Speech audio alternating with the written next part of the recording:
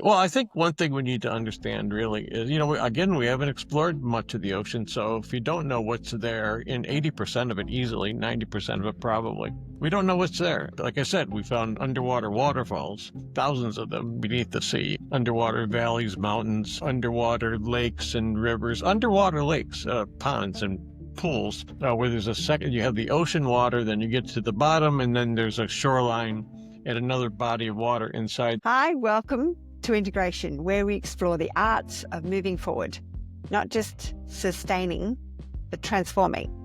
The great ones among us don't see setbacks, only the landscape of possibility before them. My guests have learned to navigate what is, which is what inspires me, to find ways to keep going and leave the world better than they found it. When the storm comes, they don't just endure, they lean into it. I hope you enjoy my guest today. Hello and welcome to Integration. Today we're going to talk with the inimitable, the wonderful David Gallo, who many years ago did a TED Talk and had something like 17 million views. And he may seem a little recalcitrant about the ocean every now and then. His origins actually start in an academic field completely removed, which is geology, as I recall. We've been friends for quite some time, and I'm probably going to be a bit vague on the things what he did. He's got a whole lot of letters after his name, even though he tells me he hates to read anything. So how he managed to get PhDs and do all that, God only knows, whilst playing mad amounts of tennis and being a crazy fellow that he is. But here he is, many years later, he actually ended up designing, is this correct, the word designing, a way of mapping the ocean floor? Is that part of what you did? Yes.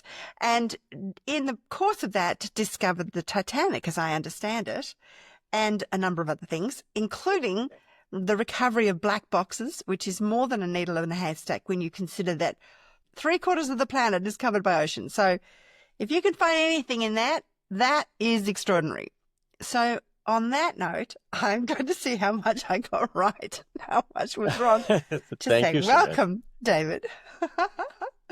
Thank you, and thank you for that. That's very kind of you. It was 50%, 50% right. But that's okay. It's all right. Whenever I look back and try to get some idea about the path I took. And by the way, I'm just like every other person.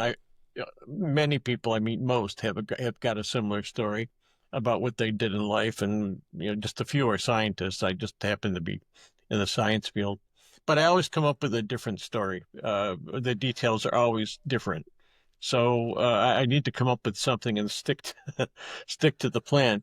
But the truth is, as I know it, is that I have ADD, which you probably will find out very soon. And I was a very poor student in elementary school and well, all the way through. I was a poor student, and I got horrible grades, failing in many, many courses. And Yet, well, the thing that got to me is that at the end of it all, I wanted to, when it was time to go to college, I remember my classmates sitting with our advisors and picking colleges and they were helping them fill out applications. When it came time to me, they honestly said, Dave, you really should think of something else besides college. And I was crushed because it was mid 60s.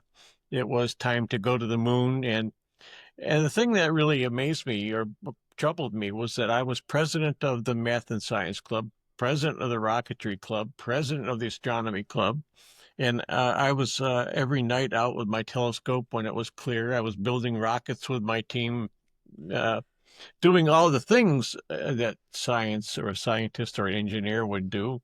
And yet my counselors and teachers said, no, you don't have the aptitude to do that, so do something else. And, I was taught good old Roman Catholic Italian family upbringing that you trust your elders. And so I believed that I was crushed, but, fine. So I sold shoes for 7 years. I worked in a shoe department, sold shoes. And then one day reading National Geographic, I came across in 1976. I was in my mid-20s, read an article about ocean exploration, and one image in that article about an underwater mountain range and a submarine called Elvin, and it changed my life. I just something in my head said that's what I want to do.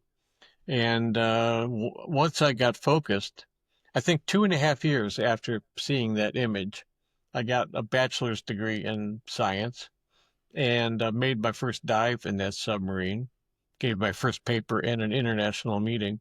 The important part of that is I didn't get smarter, not by any stretch of the imagination. I just got driven and focused that that's what I want to do, and hard-headed in a way. So that's where I put all my energies in it, and I got lucky, met the right people at the right time, um, and off I went. But this has never been a plan of mine to do ocean exploration and things like that. But it's been great. I can't complain, and I still have the same issues that I had when I was in school, elementary school. Disturbs others, talks out of turn, doesn't work to ability, doesn't complete assignments. Same thing. But now it's good because I don't get invited to committee meetings anymore. Uh, I hear the same thing. Don't invite Gallo because we'll spend the entire time looking at his iPad. True. So that's it in So a now you're nutshell. in But I the mean, ocean. you got Let's moving along. So you've now an oceanographer looking at the bottom of the ocean floor, discovering extraordinary things, which is really what your TED Talk was about. Was some of these creatures we hadn't seen before because it was also yeah, filmed. And if I yeah, can, I'll find a way to dump some of those in over here to show some of the imagery that you had. But that lifelong fascination with the ocean as a result of that one image has led you down some pretty interesting paths with learning about the ocean and yeah. just how extraordinary it is. And you mentioned before we started that we're actually in Ocean Week, which I didn't even know existed. And yesterday was Ocean Day. Again, I didn't know existed. And I spent the whole week editing about my last two interviews I did, one of which farm fishing and the ethics, like really good farm fishing, and the other was wild caught fishing, both of which have incredibly bad reputations. And dumping on top of that, a podcast I'd listened to, which was about an investor in this area that mentioned that now, within a very short period of time, over 50% of our protein is sourced from the ocean. Is sourced from farm fishing, not even from wild caught. Wild caught is actually diminishing because of the costs involved, and yet we're seeing some of the worst things coming about because of that cost factor, that we're always going for cheap food. So Yeah. Yeah. this issue of cheap food, how are we going to get around that? Because people talk about, oh, we need so much to feed 10 billion. We've got enough to feed 20 billion right now. We waste vast quantities because of the practices that we use in those farm to fishing places. We have tremendous disease. We have, again, huge waste. I've heard one guy was talking about farm fishing where they have up to 90% death from virus because of the being packed into a small space. So we go on and on about beef, but honestly, even the worst cases of beef is not as bad as what we're doing in the ocean, from what I can see. But I wanted to know what your viewpoint was. You have to excuse, I've got a Yeah. little cold. Well, I look at the oceans in two ways. One, the way I began, which was the excitement of exploration, that we go to different places in the ocean, 90% never explored. I turn on the lights of the camera or turn on the sonar, and there are new creatures and new landscapes and underwater waterfalls and lakes and volcanic eruptions and it's pretty simple to make discoveries when no one's ever been there before. But Yeah. on the other half of the equation is the importance of us understanding the ocean, because the headlines that we know now is that every other breath of fresh air we get from the ocean, from the phytoplankton. So the oxygen comes from there. Food, as you mentioned, a good part of the protein on the planet comes out of the ocean. And the water we drink, 80% plus comes out of evaporation from the ocean. So, the air we breathe, the food we eat, the water we drink, comes out of this body of water on the planet that we know very little about.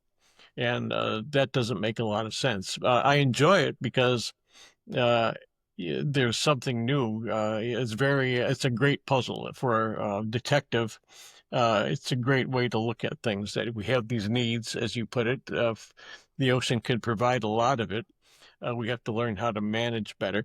But, the thing I see about the ocean is that the most important things, if you ask the general person on the street, the average person, what's the biggest issue, they might say plastics, but most of them say oil spills. And they're not. It's down the list of horrible things for the ocean. I forget where it was, but it was beyond seven, maybe eight, nine, tenth.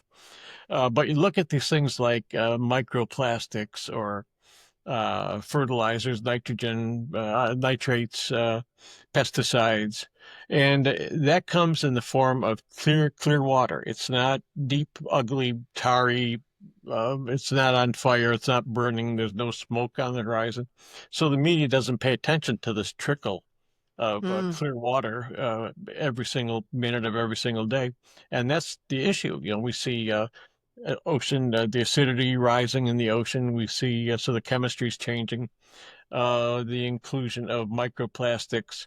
If you had done this to do this to an aquarium, change the temperature, change the chemistry, you're in for trouble. I mean, things start to get sick and die, and that's basically what we're doing on the grand scale on the Earth. Hard to Yeah. believe that we could do that like a virus on Yeah. this planet, but we're doing it. Where we are really making this planet sick. So, I think the thing that I find interesting in all of that is the planet's ability to repair itself like a human organism is extraordinary. I watched a documentary on the creation of Teflon, and the byproduct of which is called C8 from two different factories on the planet in America, DuPont and M3, I think it's called. And that chemical is so prevalent, it's in the entire planet now, right through the yeah, ocean, right through all creatures on right. the planet, and has phenomenal disruptive and deleterious issues. Now, the thing that I find interesting about nature is that because it's opportunistic, it always finds a new system. Like, it might die out, everything dies, but something else will come and evolve because of it. It's Mhm. like the way weeds work. And we're always so determined to try and keep something the way it was. I mean, let's just face it. The what do they call it? The thing is out of the barn. Everything's already out. We now Yeah, have to learn to the work horse is out with of the it. barn. It's the plastics are in Yeah, the ocean. The chemicals are in the ocean.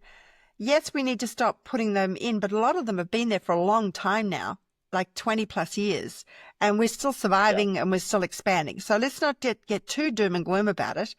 I figure there must be something that started to already evolve because of it, because it's everywhere. So, I, yeah, I mean, yeah, that's just and what like nature does. I don't know what. you're reminding me why I enjoy talking with you. Yeah, I agree with you completely. When we have that lovely snapshot of Earth from the moon, the whole planet, the blue marble, and it took a lot of technology to get that image, but people make the mistake thinking because we've got that image that we must understand the planet. And one of the things they're forgetting is that that is a snapshot, and everything's changing at all different Constantly. scales and time and space. Continents are moving around, and volcanic eruptions, earthquakes, ocean currents. Everything's changing. The atmosphere is changing, climate's changing, and I think people tend to forget that. And along with that, life does adapt. Life has to adapt. Mm. So I think that we can't make tomorrow like today impossible to do that. Nor can we wait, as you say, for the solution to, no pun intended, but for plastic issue to be resolved. That's a tough one. It's a very difficult one to know. But I think the understanding is that so there are going to be adjustments that the planet will make on its own. And it'd be nice to know what they are. At the same time, we're getting a good handle on the climate issues and what might come next. And I think that's important to know where the Mm. climate is heading. Um, so there are good things, but I agree with you taking the pessimistic approach. Oh, woe is us. There's nothing we can do. It's But it, wrong. it, it creates, if people become apathetic and they don't bother trying. They make no Right. effort to move. But to me, the more I see things, maybe it's just the way my mind works. I mean, I've just spent this, hour and a half talking to a guy, lab testing residues in farmed fish and finding the best quality fish, like nothing goes that you couldn't put into a pregnant woman for the growing of a baby. That was their motivation. And so, Yeah. I mean, that just is fascinating because it means they're already looking at, well, what are the key drivers for our survival, for human survival? That's really critical. If we want to survive, what are the things that are going to kill us, and what are the things that we can do to change that? So, Yeah. and at the same time, I saw Summer of Hawaii. They'd made, a reserve, and it was now the most populated with sharks, and like the ocean rebounded so quickly.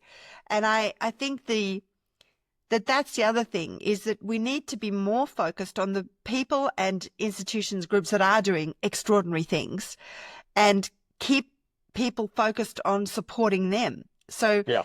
the wild fishery guy that I just spoke to, David Carter, yesterday, who's been with Austral Fisheries for well over 20 years, he's worked with Sea Shepherd and done lots and lots of things about really protecting the Australian waters.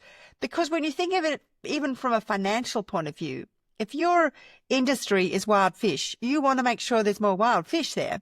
So they work on, let's say, a license like you'd have of your own in perpetuity for a part or a region of their area where they fish. And they work with the entire ecosystem to see that it's healthy, that the everything is got something to eat, and it's eating the other thing and the other eating, so that when they come to get the fish they want to fish, there's lots of them. And I think we forget that it's in the person who's making the money's best interest to keep the thing viable. I mean, yes, we have had definitely a history of, like all of our civilization before us, we destroy what we have in front of us, which is bounteously being prepared, and move on.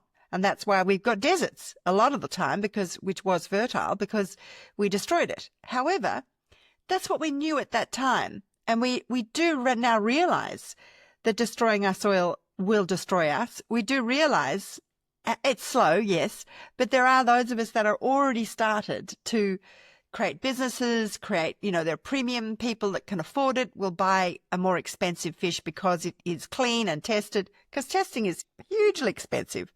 So, and people just think everyone should just do that. It should just be that way. But they're not going to go broke doing it. So I'm always like supporting the elite that are moving towards those things, because they're the only ones with the money to do it.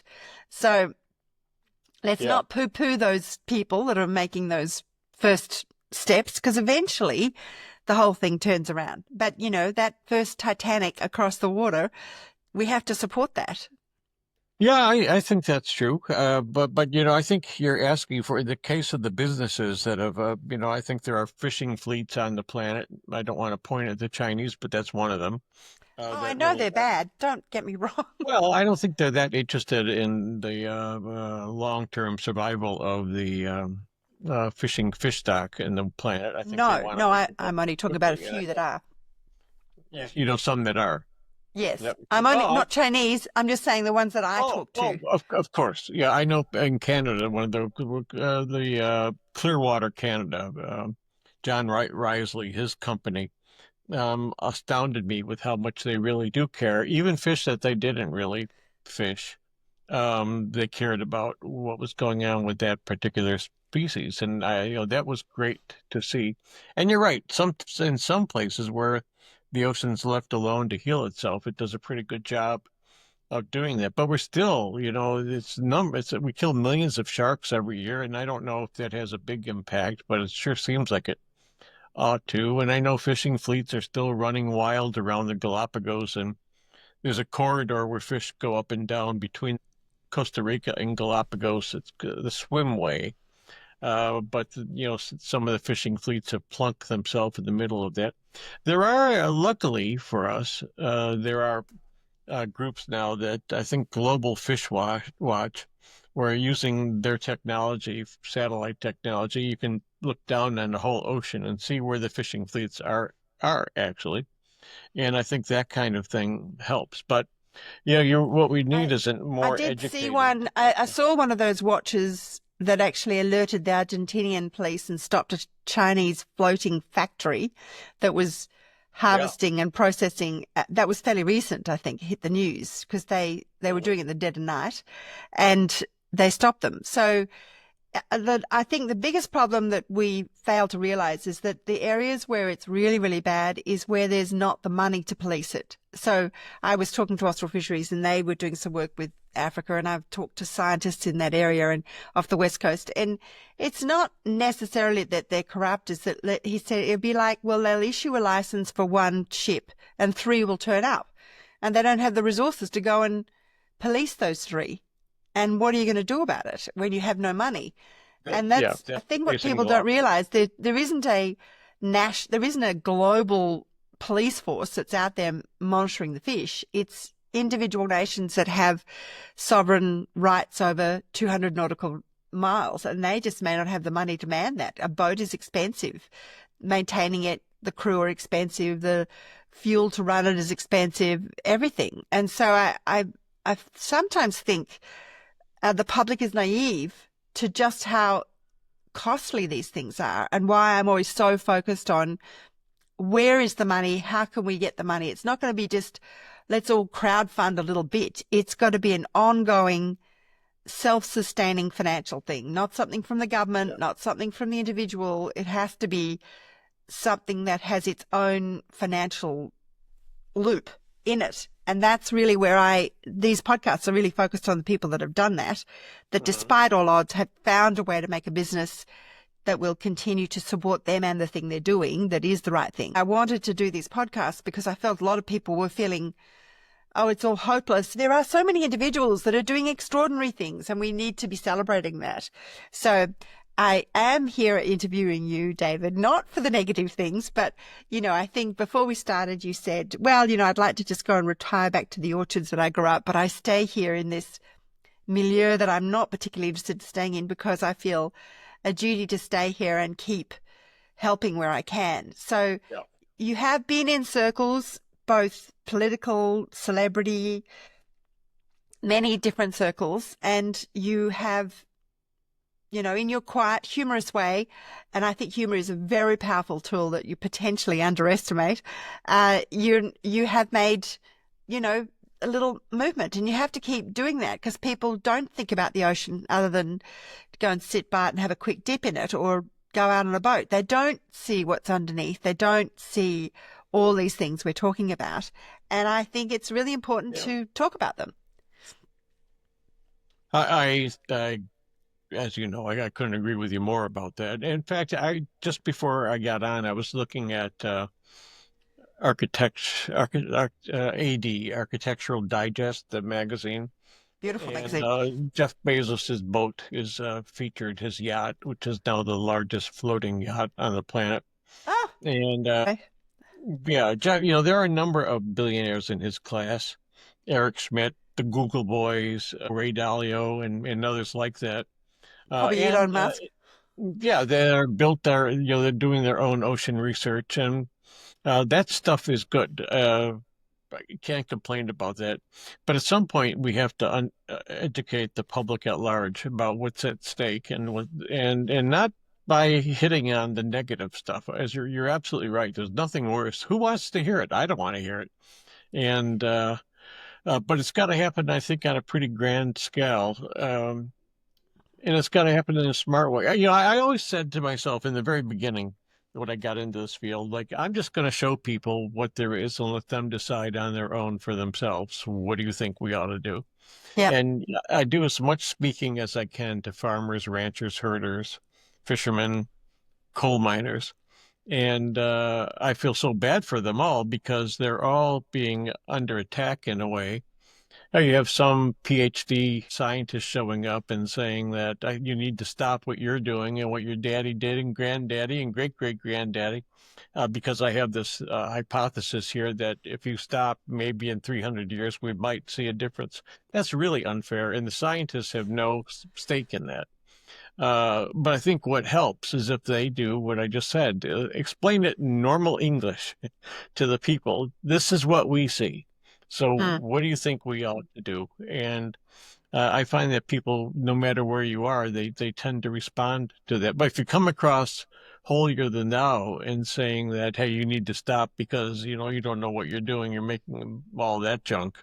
I think they click, turn it off, and go Yeah, on but their I think merry you'll way. really you should watch the Carbon Cowboy Boys, the Roots So Deep movie, because the best thing that Peter Beck did with all of that was he doesn't tell the farmers what to do. He shows them things and asks them what they think. And it's so obvious what he's showing them.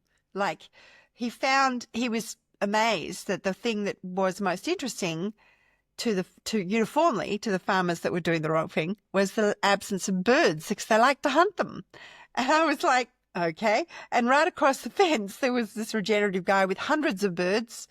And like literally over the fence with a hedgerow, there was one bird in the whole farm. Yeah. And it was like, that was what hit him. Nothing else hit him. That's what hit him. And so he went Yeah. out on his own and he did it. It was like, oh my God, he changed. It was fantastic. Yeah, no, that's the way to do it. When it becomes in your own best interest in a way, and that you realize that what you do is in your neighbor's best interest, that you did what, that you care a little bit about him and what he does that impacts you. I think that works, but someone's got to get out there and recognize it's not going to change overnight. But that kind of thing, when you show it impact, I live on Cape Cod, so between Boston and New York. And we're told that we can't eat the fish in our local ponds. We don't have lakes, but ponds, because of high levels of mercury poison. And there's no real source here for mercury. And someone asked, well, where's the mercury coming from? What we were told was from Chinese coal burning plants. Wow. So, somehow, because of the atmospheric transfer patterns, that mercury from Chinese coal burning on the other side of the planet is landing Amazing. in our backyard, and I can't eat the fish out of my pond across the street. Well, they So I just think, said something really interesting along those lines. I read just yesterday was the scientists had worked out, they couldn't work out why all the salmon kept dying when it rained. And they finally worked out it was a chemical that occurs from the microdust on our tires when we drive. The dust for the rubber turns into a different chemical when it's aerosoled and mixes with the water. And that particular chemical is killing the salmon when it rains. wow, And I had no so idea. they've That's devised a incredible. way See, of that's interesting. That's fantastic use of science, though, isn't it? I mean, I would never have thought rubber would turn into something like that. So they're collecting it in the mudguard and turning it into things. Like they've devised a way to collect the rubber as it spins around your wheel in your mudguard and then scrape it off and use it for something. Mind you, I thought it was silly because they said they're going to turn it into shoes and jewelry. I said, shoes? Did you get to walk them back out again on the road? Anyway, Yeah, I just thought the science of that was fabulous. I do think we poo-poo the scientists a lot because, well, there's so much. I don't want to go into that whole area, but there's so many reasons why scientists struggle because they're also trying to put them stay in tenure and get paid, and everyone's getting paid from different reasons, etc., etc. But well, they you are speak a amazing very, people with amazing ideas, and they do research things, and you know, it's a very powerful thing. The passion for discovery and curiosity, curiosity-driven science is a fantastic thing because you've hmm, got someone's mind devoted to that one thing and asking questions that have never been asked before, seeing things and doing things that have never been seen or done before. That's great stuff. But it is, we speak in a very strange language to one another. It's expensive, often very for an ocean expedition now is $1 million for a typical scientific deep sea expedition. For Titanic, 5 million, something like that. So it's incredibly expensive and hard to explain why I need to understand the coefficient of friction for a warm core ring, whatever that is, and but there it is in the budget. So it's easy, as in this country, that's just happened, is that it's easy to cross it out yeah. and say it's not important. But you never really know which of those is going to provide a real one of the great keys to our future. Well, you might be interested to know my austral fisheries guy said because they're looking at we may not have seafood because we can't afford to keep the boats on the water anymore and the people don't want to go out and bone fish and et cetera, et cetera. Yeah. He said they're looking at using their boats for scientific data recovery while they're out doing science. They're now combining on trying to make a financial model to keep the boats afloat by interacting with that science to reduce the cost of the science expeditions whilst they're working. I mean, so that might be something to interact on a with. global scale, you can find the money to do all this. It's there. It's called the military budget, and so the money is out there. We just spend it in odd ways, that are not going to benefit society as a whole. But we are one little speck. It's however you want to look at it, an aquarium, a terrarium, whatever this is. And really, it is in our own best interest to start changing a little bit, to recognize that fact. And we need to start stamping out the people that just want to make a buck, and look at some of the people that do that. And it's just wrong because, except when it comes to stockholders, they don't care. They just want their stock to the proceeds in their bank account, and I think that they reward the company for doing that. So it's just a bad. Once you inject money into the profit motive and without any kind of oversight or with a I don't want to call them evil, but with people driven not by knowledge, they're treasures of the pocket rather than treasures of the mind. I think then you start getting in trouble. That should be driven by, there's plenty of treasure to be had out there, real treasure, but we've got to learn how to control it. So tell me what in your journeys through the bottom of the ocean, tell me what you see as some of the opportunities that we haven't looked at. Not in terms of food or whatever, but something that would benefit mankind if we knew more about it that we're not looking at. What have you seen that you think would be something we don't know Well, about? I'm not a biologist. I'm not a biologist, so I can get away easily by calling things stuff and junk and things. I think one thing we need to understand really is, again, we haven't explored much of the ocean. So if you don't know what's there, in 80% of it easily, 90% of it probably, we don't know what's there. Like I said, we found underwater waterfalls, thousands of them beneath the sea, underwater valleys, mountains, underwater lakes and rivers, underwater lakes, ponds and pools, where there's you have the ocean water, then you get to the bottom, and then there's a shoreline and another body of water inside. It's like this. This is a little Titanic trinket, but you can see that the Titanic is floating in another body of water inside the water above it. And we see that very thing in the ocean. So it looks just like a shoreline, but we didn't know that existed. And we need to. And how do you think we need? Why do you think we need to know about that? In what way do you feel that helps us to know that? Because I think it helps us put together the story of how we got to this spot. Because we're not going to win a battle with the planet. So the best thing we can do, the smartest thing to do, is to understand where the planet's going because of natural cycles, and then work with the planet. And if we go blind into that, we're like, we thought that, here's water, this is great, a shoreline, let's build the city. Well, it doesn't turn out to be so good because the shoreline changes, and it changes naturally. It's not always because of human-induced climate change. During the glaciation, when glaciers come out of the poles, it takes up water to make ice, and then the water comes out of the ocean, so sea level drops.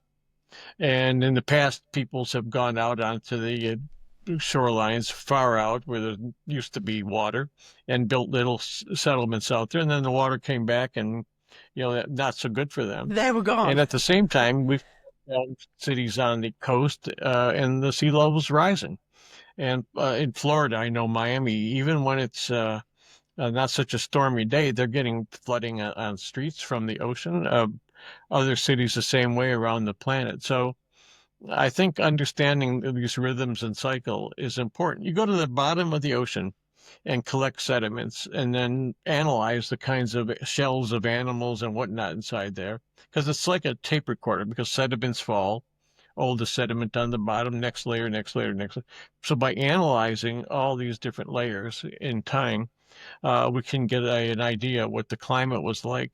And it started out with the big things, 100,000 year cycles, 60,000 year cycles, 20,000 year, 10,000 uh, 1,000 year cycles, and those are still too long for us for it to have an impact on humanity. But we're getting better now at the century cycles and 25-year, 10-year, 5-year, at those cycles too. It involves better sampling, it involves more sampling, it involves better analysis. But I think once we see that, it'll help because it helps us understand what might be coming next. And I feel, every day, today's no different. I listen to something called rural radio, which farm talk, and So why do you listen? You just for the listeners, why do you're interjecting between the ocean and the land? Why do you? yeah, because I don't so think apart from I think the land, why do you talk so much? Listen so much to the land? it impacts us. I mean, it impacts. It's the if we don't care about that, the farmers and the like people that provide us with food, we're in for trouble. I think that's important to see to it that yeah, I'm reading a little bit about the beginnings of farming in the Mesopotamia and the like, and it turns out many of the big civilizations all built along rivers: the Indus River, Tigris, Euphrates, You Nile don't have to River. walk too far to get water. Then you see, before you have piping.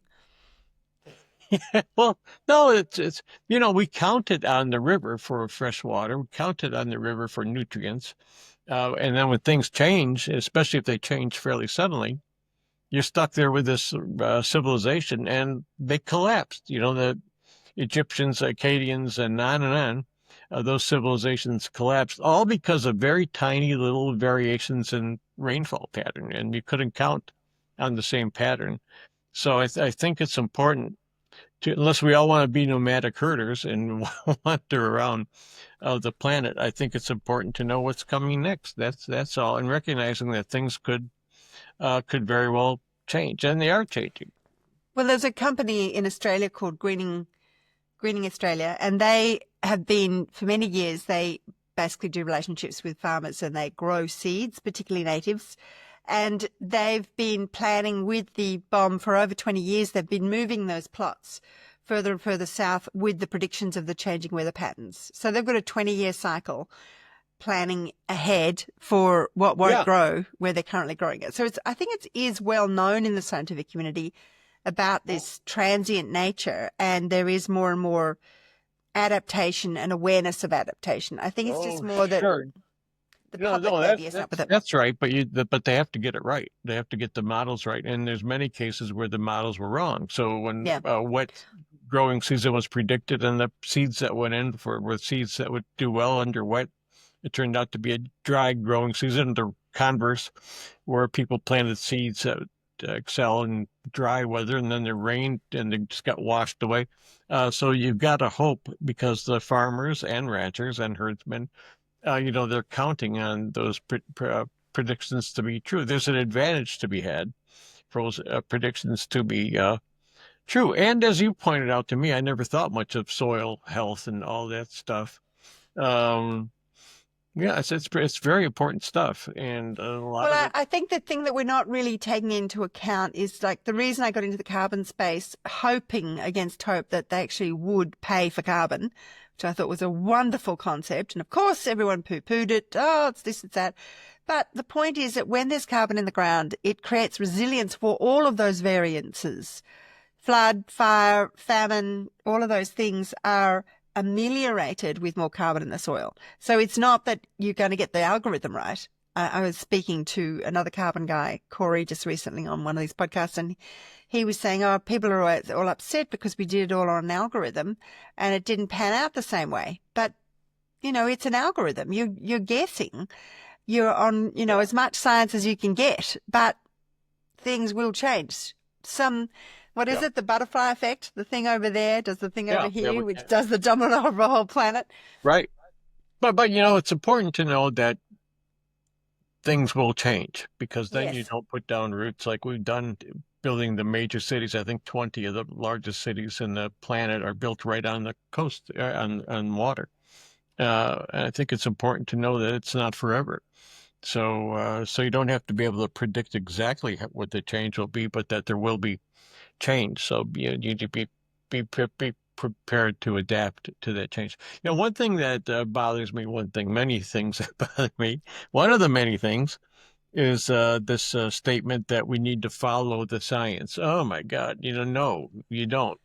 We need to interpret the science. We need to have people that can interpret the science. And uh, so I don't think you want to follow any particular science because it could lead you in a horrible direction. But it is hard, though. That's a hard one, though, David, because I know even that movie that I was showing you, they did all these different science. They raised $15 million to do all the different scientific disciplines to prove what you can tell with a shovel, personally. And I was still interested to see that those farmers that had been doing it for 100 years one way did not want to change until they saw the science proving what's so obvious to anybody with any eyes. So, but they just didn't want to look at it. They didn't want to see it. And that's when they saw it. I mean, we are heavily indoctrinated with white coat, authoritarianism. I'm saying, I agree with that. And I don't think that's right. In fact, I think one of the things that I spend a lot of time thinking about is I think we're really wrong about a lot of that stuff. A lot of the assumptions that we made, I think, could be absolutely positively wrong. And we could be heading in the wrong direction. So, I think it really takes some looking into. Climate science, let's face it, has turned into a big business. They have the COP program every year. Which does nothing. What are we on, COP 28, COP 29? And we've done 29. We're up to 30 coming up next. And I can promise you what will come out of that will be COP 31. And, I don't know how many of those. And it'll be absolutely nothing. Look, it's just a networking event. I mean, I've only been to one. And I thought, well, this is a pivotal one. I'll put the money in. I'll go over. Plus, it was in Dubai and I'm moving there. And I was very disappointed, of course, as everybody is. Everyone has high hopes. Yeah. This time something will happen. But nothing does happen. But it's worth seeing it because there's other reasons to go. Like I actually ended up not going into the much coveted blue zone until the very last day. And when I finally got into this hallowed blue zone, I was like, oh, this is like a meat market. This is terrible.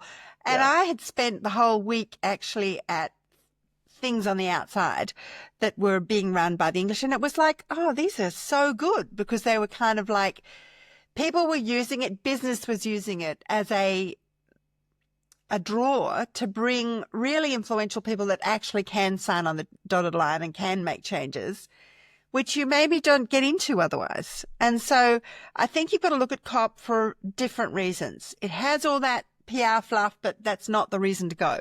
Like the reason to go is to find people that do want to make a difference in something, and they're looking for maybe an innovation or something that you're doing that will actually work in some niche area. And I look at us as a tapestry. We've got to stop just focusing on the big ticket items that we all think, oh, this will do it, and look at the really interesting innovation that the individual has. But obviously the funding to do that is, even to attend, is too high, like for most little people. Sure. Yeah, I mean, it's imposing in many ways, when I think of all that. And what do you mean it's a meat market? How did you mean that? In what way? Well, I went in and I was looking for Sadhguru, who was the one that got me in. And because they'd given me no directions, I went in and had to look at the boards to find things. And there were thousands and thousands of things represented. And they were like in these halls with like literally a bit of a desk about this wide. There were just thousands of them. And it was like a meat market. It was just or an expo on steroids. Like there was just, it was so hard it took me over an hour looking to find them with the directions because it was so complex and there was so many rooms. I remember you being very frustrated about the whole. The whole thing was mad. That's very true. And for the longest time I was speaking out. I think it started around COP 5 or 6 or 7 saying this is ridiculous. I don't know what Yeah. comes out of these things. You make everyone will promise everything and then mean nothing. Nothing. Yeah. So what's the point of all? And so much money is being pumped into it. And I saw scientists changing their research to fit into the climate world, but really having no intent. I just think someone. I know the answers are out there for what we need to do, but someone needs to define the challenge. What do we need? And then someone needs to respond to it. But, I think if you Well, did I that, mean, we did that with the soil. And what I observe is that at the end of the day, you're asking someone that didn't have to pay money to now pay money. And they're going to fight tooth and nail not to do that. So whether yeah, it's business yeah, or the individual at the shop having to pay twice as much for their food, nobody wants to do that. right. And so Yeah. Do that's you? I mean, that's well, it. At the end of the day, it's the money, which is why I've gone, well, nobody's going to do it that way. I mean, that's why I've kind of abandoned my company, because I just couldn't get a sale across the line. Because the companies didn't want to do that. They wanted to only do something that ticked boxes. And those particular boxes were onerous for the farmer. Then they're the one that took all the risk, had to have so much money up front and then commit for 25 years. Who commits into the future for 25 years for something that you've got to make your whole life around, and you're liable if it doesn't follow? I mean, that's just insanity. that's what I was saying earlier. Yeah. Well, who's going to make that kind of commitment? It's just so many. The It's nuts. incentives are all wrong. I mean, and Whereas yet I don't I know. was working on a 1-year credit. Well, you might say, but that's not 25 years work. It's like, yes, you've taken it out of something, and yes, it's moving around the atmosphere, and yes, there's too much of it. But, plants have this phenomenal ability to take it in if you give them a bit of a hand. And guess who manages a whole lot of plants? Oh my God, it's farmers. If you give them a bit of that money, they'll get that carbon back into the earth. Toot My sweet. God. Yeah. Yeah. But that's not I, happening because nobody wants to pay for it. Yeah, constantly. Right. No, but don't you think that it would be great if we could just say everyone stop and let's start again? I mean, That's not going to happen, David. Let's get real. no, no, it's not going to happen. So then it gets, very frustrating about how to then begin to, where are the incentives of what works, what doesn't work, what do we need to work? And I don't know that those mechanisms are in place. And as I said before, I don't think you're going to get leadership out of this particular country for a long time to come. Every day I get, because I'm very close to Woods Hole Oceanographic. It's 5 kilometers from me is the Woods Hole Oceanographic Institution. And every day these days I get people asking me if I know where they can get funding because their programs just got cut. So, yeah, I just don't see where the leadership is going to come from because science isn't like that. It's not a switch that you can do this to. So you're pulling out things by the roots. Well, my observation is that money comes back into something when it starts to hit somebody's back pocket, like not, let's say the people that give the money out. And when they're, let's say for the argument's sake, it's Trump. Let's say he loves fish, to eat fish. Maybe because old people tend to all eat white fish. That's my observation, is they stop eating meat and they start eating fish every meal. And Yep. when you start saying, okay, well, I can't get you any fish now because they're all gone. We don't know why they're gone because you cut the science program. Then he'll start getting interested. It has to hit someone personally before they change their opinion. Yep. That's my And that's observation sad, I think. with That's everything. So that's you unfortunate. you have to find the button, and then you have to say, well, this is why. This is the argument. I mean, no one's going to care about food because they're going to keep getting food from somewhere else hitting the shelves because the supermarket doesn't want to not have a business. So it'll stop supporting your local farmers. That's why my fisherman was saying, well, there may not be fish locally very soon because we've got so many regulations to do the right thing. And, 70% of the seafood is imported. We've got the third largest marine land or leaseholding to fish for on the planet. And 70% we import fish. Isn't that crazy? And that's because it's cheap. Yeah. And it's tinned and it's from China or some country where they've got no rules and they're pirating it somewhere or they're not paying. I mean, some of the atrocious things they do to their staff on those boats that are going around are just, you watch some of those documentaries, it's really bad. So, I mean, we don't do any of that stuff. So, of course, we're wildly expensive compared to everybody else. We're not Yeah, wildly yeah, expensive. We're just compared to everybody else because we're paying actual wages and actual rules and actual fuel and everything is correct. And so yeah, we can't yeah. compete with those developing countries, sorry, that have no money to fund those things that we're talking about that are valuable. Yeah, exactly. I mean, you hit the nail on the head, as they say. I totally agree with that. And I don't know, I listen to the other thing besides rural radio. I listen to it 2 or 3 times a day. Now, there's a You've got to be South. listening to my rural podcast then, because a lot of them are your fellow countrymen. You'll like what they say. I also listen to. There's a app. It's called Radio or a website, a Radio Garden, Radio Okay. Garden. And you'll see a spinning globe and with a lot of little lights, little dots all over the go, and each dot is a radio station or a group of radio stations. And so as you spin the globe, you can pick out any dot. And I listened to yesterday. I listened to Russia. I listened to Ukraine. I listened to North Korea, South Korea, China, Japan, and Africa, and no matter where you go, you hear music, and it's all just no warfare, no war drums. It's all music. A lot of it's Western music, but there's plenty of music. And I just keep thinking about how foolish we are that there are people there that are people, and that's what they just want to listen to music, enjoy their lives, and I do believe we have those of us that have been what's the word? Not educated, but I think we have a responsibility to those people to help them see what comes next and what their predicament is. I don't think you can listen to that, go around the planet and hear the music from all these different places.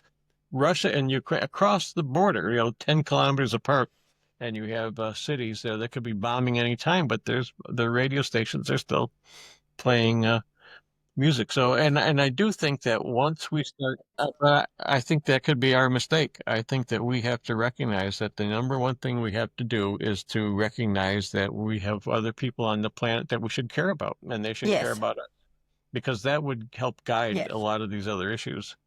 Well, if we forget what they say, you only protect what you know, and you only know what you love.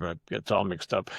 I got But it. yeah, you got it. Yeah, it's one of those statements. So I think that's a place to go, but that's a lot of altruism inside that statement. But in my I'm 73.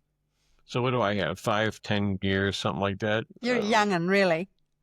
Well, yeah, maybe 20 years, but I want to Look, see I, some. I want to say, I've known you for a number of years now, David. You need to just keep focusing on the things that drive your passion, which is why we started this call, My passions which right is, now. Uh, I I don't want to wrestle. I'm tired of wrestling with politics. I co-led an expedition last year, and we found a lot of new stuff about Titanic. But I'm tired of the politics. I'm just, did you? I didn't know you did another trip last year because, of course, you were yeah, coming out here and then I never heard from you again. A I know. whole year disappeared. Yeah, yeah, a whole year disappeared. So you went out on a trip. Good on you. I'm glad you got out on one of those trips. You love It them. wasn't very good. Yeah, it wasn't Oh, what I wanted it to be. So I think I've got to do one more Titanic. I can't end it on that particular trip. what was I good? Tell am, me what and you found so that was I'm fascinating, that you loved, that made you want to go back to look for more. What did you discover? with You just Titanic. you just said you did a trip and you discovered things, but you want to know more. Oh no, lots of things for Titanic people. A lot of the statues that was missing. A statue of Diana of Versailles. Various bits and pieces of the ship, different views of the ship, different technology. So now we can make it so you're walking along the ship with virtual technologies and really different and very advanced virtual technologies. Now, which is all, I am more fascinated by the technology. I'm not a Titanic expert. I don't know. I know that's the bow and that's the stern and there's where the captain was. But so in terms of Titanic, I know that it's a portal. to get people into. When I start telling them, it's a totally different planet. When you get down to the Titanic, it's not just here's the ship on the surface and we go down there and Titanic's right. No, it's a totally different planet. That when you land Well, there, yet there's I'd never like you any to talk sunlight. as Have well. never. I mean, really, what you're talking about is the surface of the planet at another part of it, and I'd like you to talk a little bit about when you recover the black box thing, and Mhm. how did you actually know where it was when everybody was Yeah. so far off? How did you work hmm that out? Was that a lot of Uh, that intuition, or looking at currents, or your understanding about how the Earth works on the bottom of the ocean floor, or what was it? well, a couple things. One, so this is Air France 447, and right about now. In fact, I think today's the anniversary of when I could check it on my computer. I think this is the anniversary of the crash, 447. 447. And how did you find it? Because I know they were Oh, all so wrong, what everybody else was saying, and you yeah, found so it. no, no. So the French looked for it right away and didn't find it. And the issue they had, the French are very capable of, they're among the very best in the ocean, long have been in ocean exploration. But they didn't have the opportunity to sit back and think what technology they need, what techniques they would use. They didn't have that. They were just told get out there and find it, and they didn't. So we knew it landed in a mountain range, and it happened to be a very rugged mountain range, much more rugged than the Alps or the In the Himalayas. water, you're talking about. When you say mountain range, you mean under the In the ocean. water at the A lot of bottom of people this. don't realize that, and I'll put some images up to show just what the bottom of the Yeah, it's ocean a looks like. huge mountain range, and it's right between Africa and South America and North America, where they all kind of come to.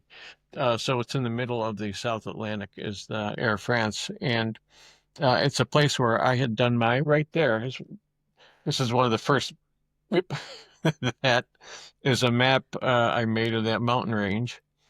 Red is shallow, or orange is shallow. Blues and greens are deep.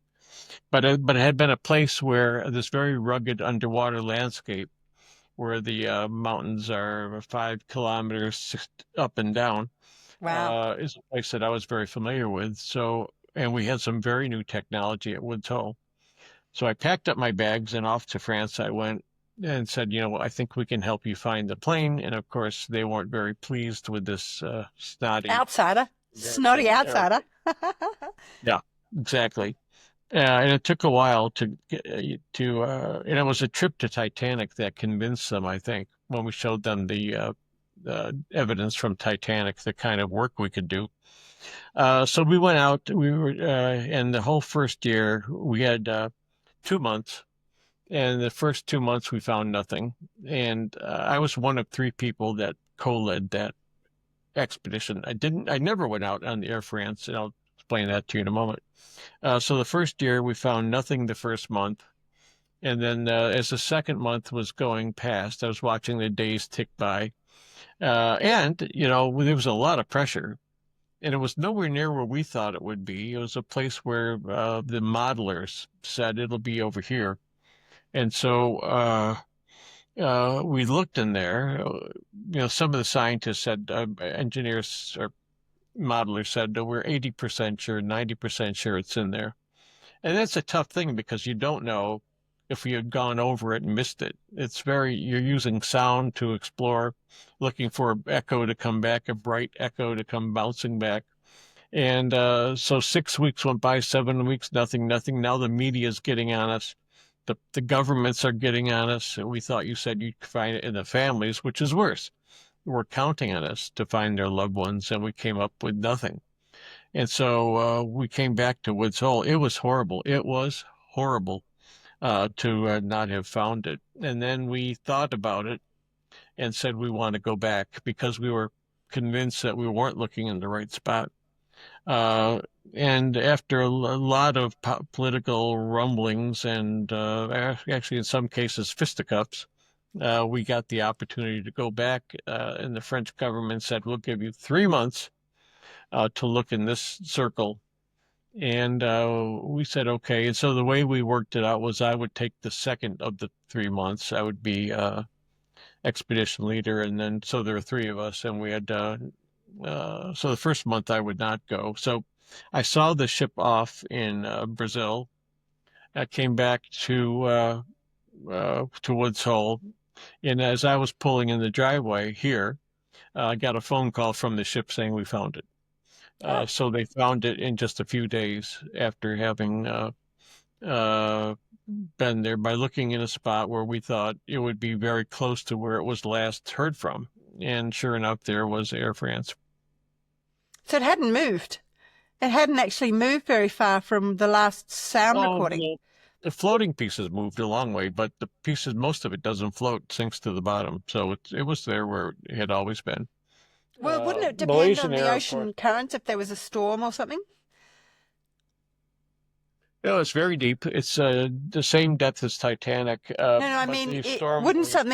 wouldn't something move on its way down if there was a Oh, storm or something moving yeah, it? it's squeezed down, but not that far. No, not that. Not that No, far. on the Mm. surface, where things are blown by winds and surface currents, yeah, it goes a long way. In fact, I think in just a few days, the floating things, bodies and whatnot, were 8 kilometers, 10 kilometers from where the plane we thought impacted the ocean. So things were on their way.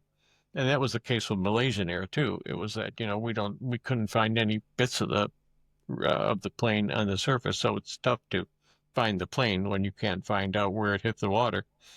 Um, so in that case, it was just a matter of picking the right spot and being careful that you don't go over it and miss it. And fortunately, we're very lucky, and we had very talented people with very talented equipment, and we found the plane.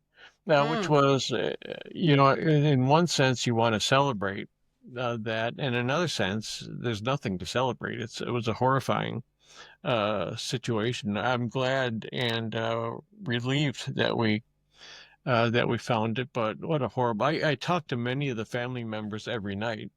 And even Malaysian Air, I still talk to some of the family members of the missing people.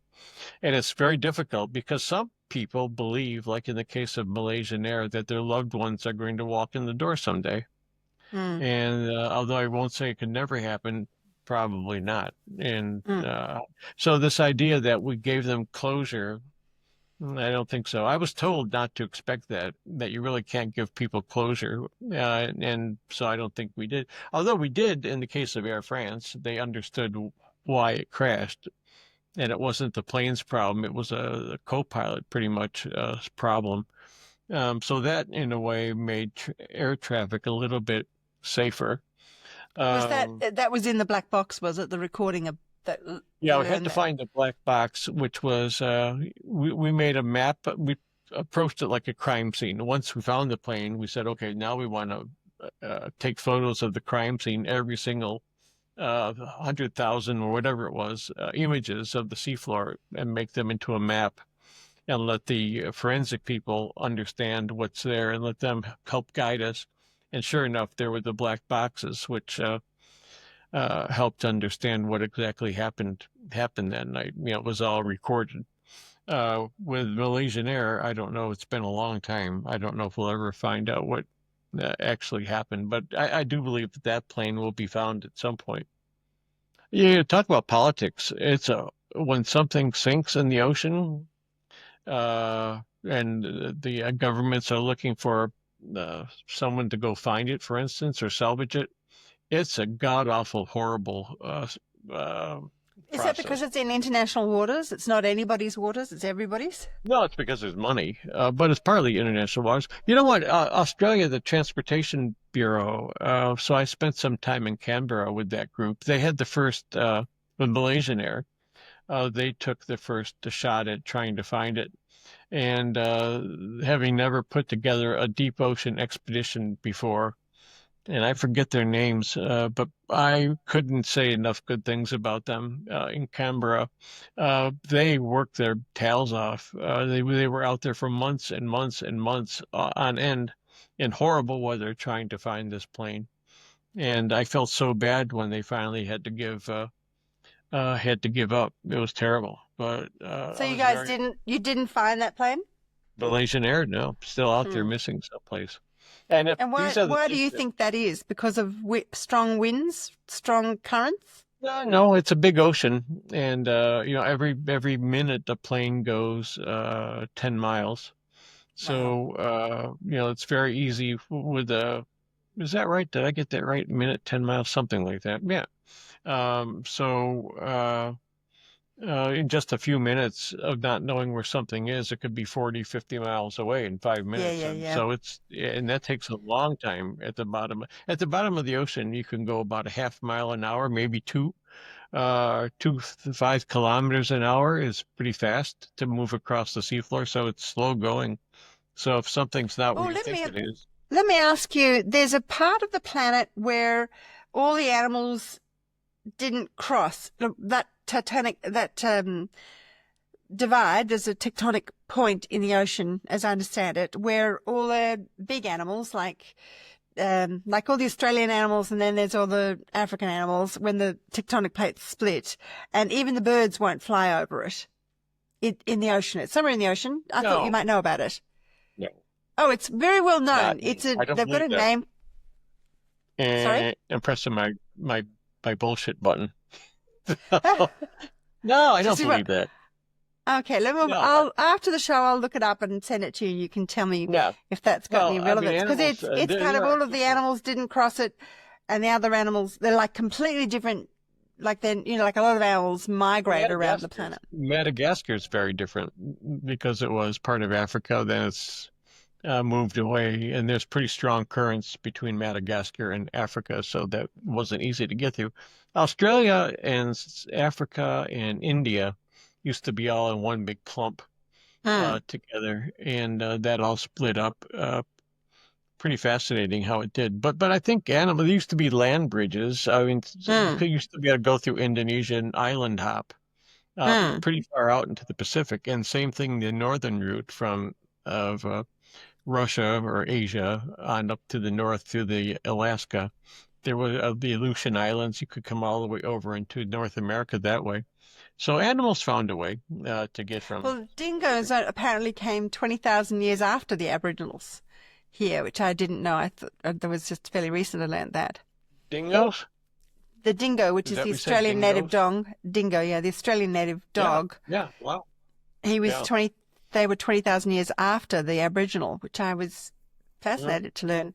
Yeah, what So, an interesting country. I love your country, and you know that. I miss it. It's been a long, long time since I've been to. Well, was it yeah, well, during you were meant to be here in December last year, and maybe it was 2 years ago now. I can't even remember. 2 years ago? Yeah, Two I regret years. that. Invite me again. No, I really I love that country. I really every time I've left there, I've had tears in my eyes just because it's such a beautiful country with beautiful people. It's just a wonderful place. It's a lot of history in that. I know you're not going to get out here. You've got too much to do over there in Boston. Not Boston. Boston's that way. New York Oh, City's that sorry. way. Well, Um, where you I'm are very happy being in my garden with my roses and my dahlias. and your That's dahlias yeah, my dahlias. and trying to avoid the politics of the ocean. I don't like politics. I don't. That's the Italian in me. I want to be mafiosa style and just we don't do politics very well. Okay, so what, if you, apart from your dahlias, what is it that you are really focused on at the moment in the ocean, if anything? Uh, in terms of exciting things, I'm trying to understand.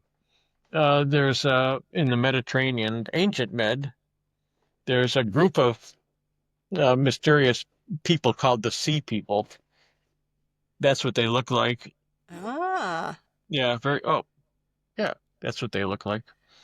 I think Joe And Rogan might have had some Hancock, was that his name? The guy on that does yeah, all the I just put his books on my bookshelf over there. He's a wacky guy, Graham Hancock. pretty wacky. This is But he this is talks from. about those sort of people, I think. Yeah, yeah, he did. Very good for you. Again, you remind me why I enjoy talking with you. This is from the mortuary or something of Ramses III, showing depicting the sea people. He kicked their ass, is what he did. But this was a group of 10,000 people that wandered the Mediterranean and conquered, raided seaside villages and the like, called the Sea People. And there's some question about where they came from. Did they come from the Minoans, which occupied Crete and the island of Santorini, and maybe a link to Atlantis. Um, so that interests me. The past. Oh, I'm going to Malta for a week, 10 days, in about a month's time. No, 2 weeks time. Uh, to Malta. Yeah. I'm and the reason I'm going there is because not that I want to go to Malta, although there's a lot of history there that I'm interested in, is because there's a group talking about um, about the Phoenicians and the Bronze Age, and so I want to just hear what they have to say about the sea people, and we're talking about a couple of projects in the Mediterranean, maybe. Have you been affected much by Attenborough's Ocean movie that came out recently? I just talked about that. I hate documentaries, and I loved that. What he did. What a fascinating series. I really loved it. I mean, the imagery's very jealous, of course. Isn't he But the amazing? I imagery's mean, here he stunning. is, like, what is he, 100 now or something? And he's Yeah, yeah. so bright No, and I was alert and riveted. I didn't want. I was doing this thing through the stations, and I went, "What is this crap?" And there I was watching it for until I exhausted it, and it was just amazing to me. And I think, if people should watch it and just let it sink in about. I don't like the preaching too much. I just don't like it. I would rather let people be amazed at what's out there.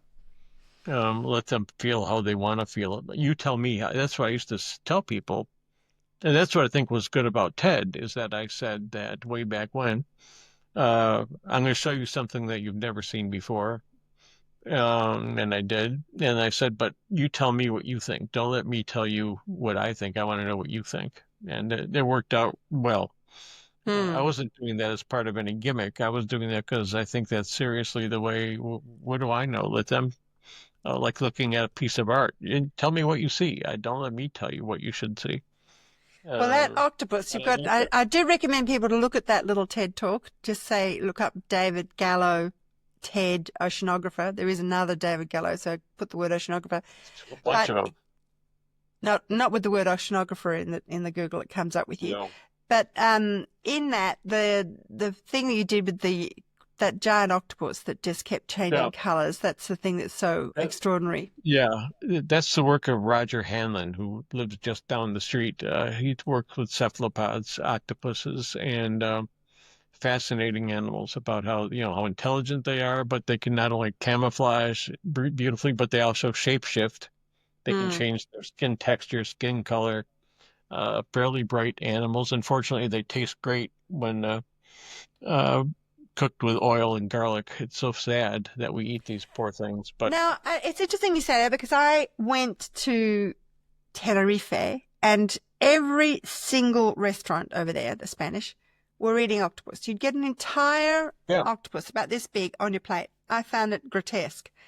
And I mean, I don't really like eating octopus, but because I know this about the octopus, I just kept thinking, how are they surviving? How will they survive? They're just fishing them out of existence. The same as the Italians were just eating everything for nothing, like less than a cent, Yes. these Wait, things. tell me about the whole thing on the plate. What do you mean? Is it You'd get a whole octopus, like a round, looked a bit like it must have curled up underneath, but you'd get a whole octopus for lunch. and how is it cooked? I, I didn't eat it, but I think it was steamed and cooked and Good. fried up with garlic and butter. I mean, I don't know, That's garlic and sad. oil. Yeah, it's sad. But I it mean, was on there. every plate. Every single restaurant I went to had the same menu item. And I just thought, these are hundreds of restaurants here, and they're all serving this whole But I octopus. talk to people about that. I say, well, look what you eat. You lambs, and they cuddle them like aren't they cute little lammies? And next thing you know, they're Yeah, but they're a little bit rosemary and stuff. different. They've been bred for that it's a bit different than a wild creature that is being fished out of its ecosystem. Like it's different when the Yeah, you're ecosystem right. is being designed almost like it's being farmed. It's making sure that their food source is No, there, you're that you're right. not Yeah. overfishing it. It's this lack of thinking Yeah, about it's wrong. what you're But doing. the only way it's tough to justify, as we should know better, but They would eat you in a heartbeat if they had the chance. Oh, That's I'm sure. I'm yeah, not. but it does wound me. In fact, I do avoid octopus. Squid, Yeah, I avoid octopus. squid, I eat squid. Calamari? You eat calamari? I Should have I eat not? calamari. And then Yeah. here in Malta, rabbit is the number rabbit stew is the national dish. Well, that's all right. I'm sorry. I don't have a Well, I'm lot not of. fond of rabbits, but I don't want to eat them. I don't, maybe I should They are go vegan. prolific, I man. don't know.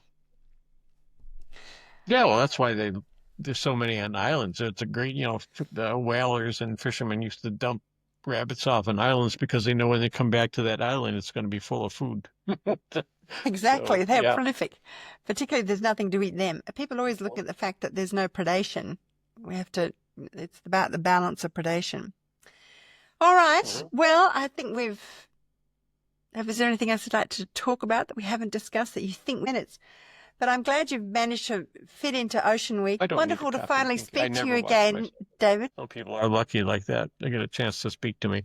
I'm joking, by the way. I really am. No, I really do enjoy speaking with you. I think you always have a very fresh approach. I don't agree with everything, but that's good. That's a good way to be. I always learn something, and you always make me. Every time we talk, an hour a day later, something will uh, ring true in my head, and I'll think about it, which I like. I like that. That's important. And I All right. understand that you're doing a podcast yourself Yeah. soon. Me and my colleague Troy Launay, who was my co-expedition leader on Titanic, a brilliant guy. If you ever And want to put an what is expedition what is together, what is your podcast going to be called? he's got different names. We haven't picked one yet, but an actual production team that's going to be producing it. So they're putting there's a lot of money involved already, and they're putting a lot of. We do have totally different points of view about ocean stuff, so it should be pretty interesting. We'll see. And then I'm working on my own thing, which I call right now, my working title is Explorium Ex Emporium Explorium. Emporium Explorium. Okay. Is that going to be a podcast? Yeah, I hope so. We'll see.